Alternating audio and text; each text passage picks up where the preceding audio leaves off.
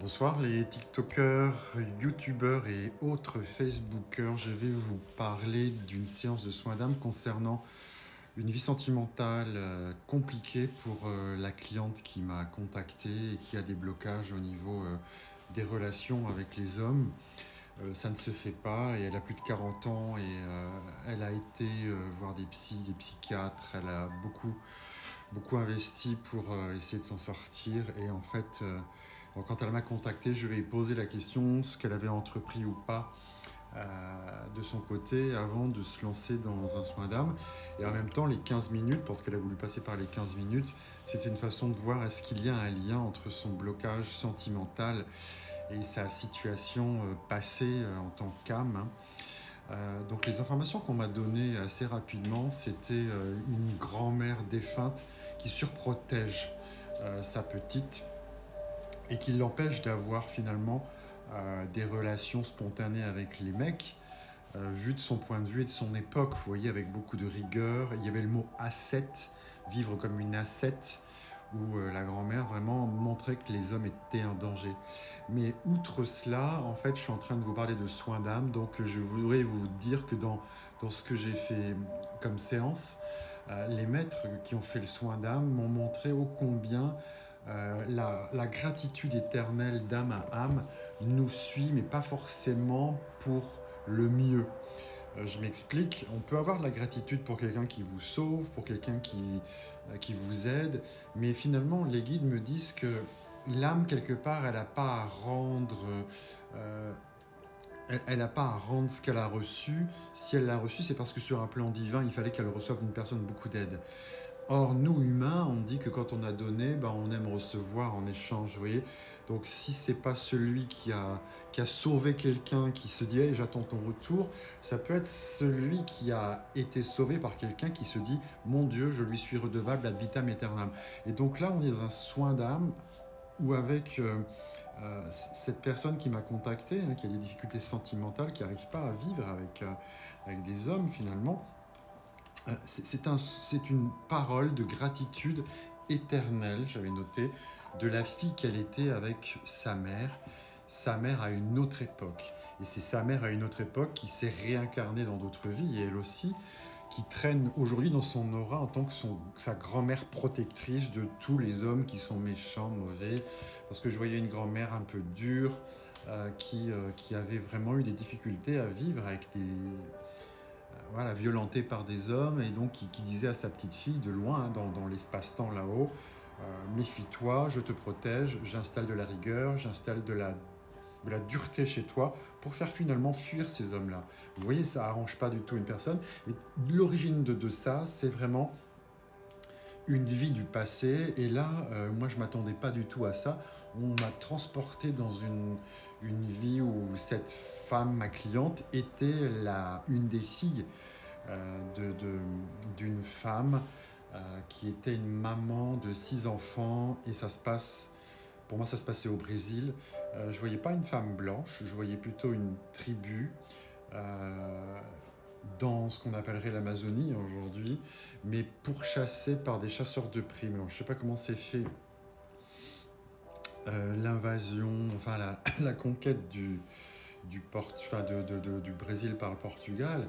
Mais bon, à un moment donné, je disais, c'est bizarre, vous êtes pourchassés par des chasseurs de primes qui détruisent et qui tuent les hommes des villages, histoire de semer la zizanie, le doute, de mettre en esclavage les gens et de venir vraiment prendre les terres et les donner à des colons. Vous voyez, donc on parle de chasseurs de primes.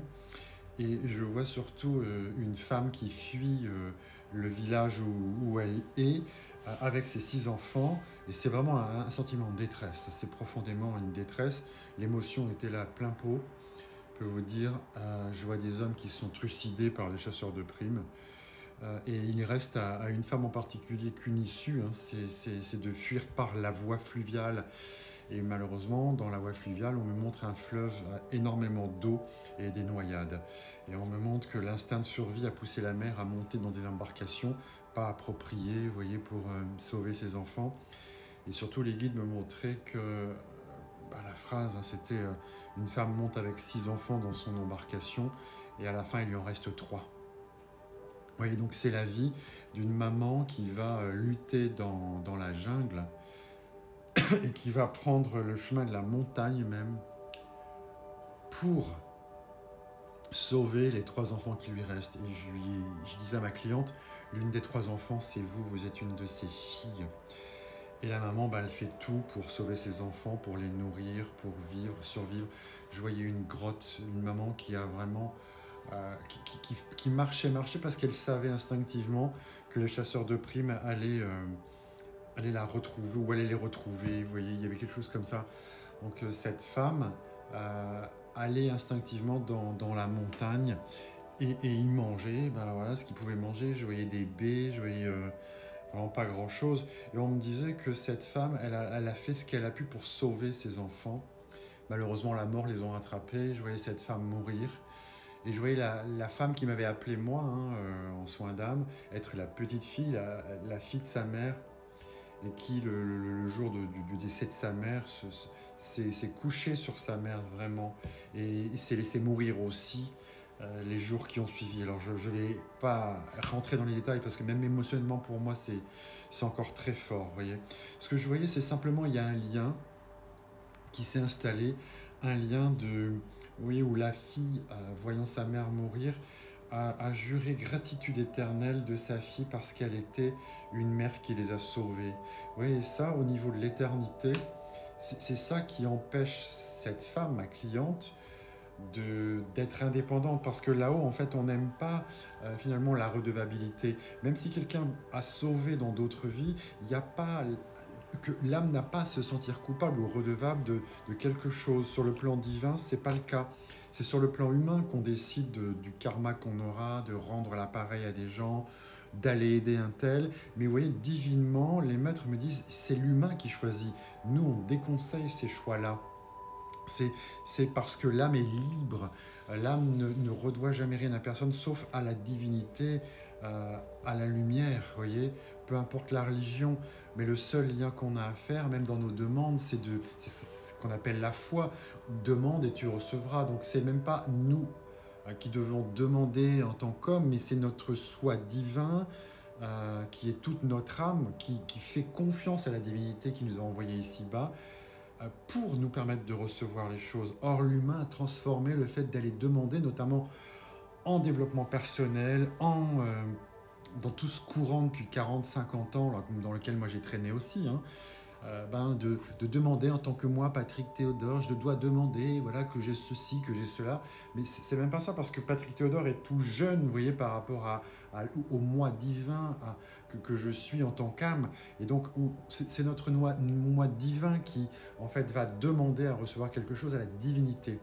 Et donc là, je voyais cette femme qui, en tant que fille de cette maman qui l'a sauvée, et puis qui malheureusement, ils sont morts, a vraiment outrepassé la loi divine, en disant gratitude éternelle à cette maman. Or, il se trouve que cette maman est d'incarnation en incarnation, c'est sa grand-mère actuelle défunte qui est restée dans l'aura de cette petite fille pour la protéger comme si elle était d'une autre génération, la grand-mère, et les hommes, c'est tous des fous, il faut s'en protéger. Il y avait aussi, on me montrait l'histoire de cette vie horrible où il y avait les chasseurs de primes. Donc là, encore une fois, des hommes veulent nous tuer, donc l'homme, il faut s'en méfier. C'est un traumatisme. Et les maîtres me disaient, vous voyez, c'est ça qu'il faut pouvoir apaiser. Et donc, on a fait communier l'âme de la grand-mère, qui était la mère de l'époque, et l'âme de ma cliente pour qu'il y ait une explication, enfin, que cette femme qui était sa mère et qui est sa grand-mère dans cette vie actuelle, défunte, comprenne que sa petite fille, elle a tout pour se débrouiller toute seule et elle n'a pas à être influencée, vous voyez, par d'autres vies. Donc c'est là où la lumière a remis de la divinité dans la mémoire d'âme de ma cliente, pour enfin se libérer d'une forme de redevabilité, je l'ai dit.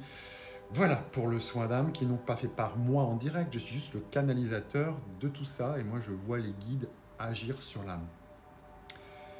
Voilà, j'en ai le cœur qui est encore pris dans cette histoire, je vous dis qu'il y a beaucoup d'émotions. Si vous voulez vivre une histoire pareille, www.booster-coaching.fr et prenez les 15 minutes par calendrier, c'est intéressant.